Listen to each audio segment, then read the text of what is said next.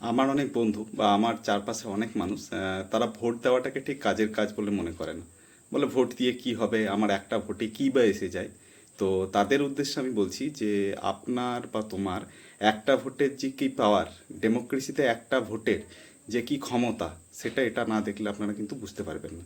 তার কারণ হচ্ছে ডেমোক্রেসিতে আমি যাকেই ভোট দিই, আমি নোটাতে ভোট দিই তাও কি না, কিন্তু ডেমোক্রেসিতে প্রত্যেকটা ভোটের কি পাওয়ার সেটা বোঝা যাবে এই ভিডিওটা দেখে। চলুন দেখুন এই ভিডিওটা। আপনার চাল, আপনার ডাল, আপনার তেল, আপনার মাছ, আপনার ডিম, আপনার কাপড়, আপনার মেডিসিন ওদেরকে দেবো কেন? দামাদ হয় এলো।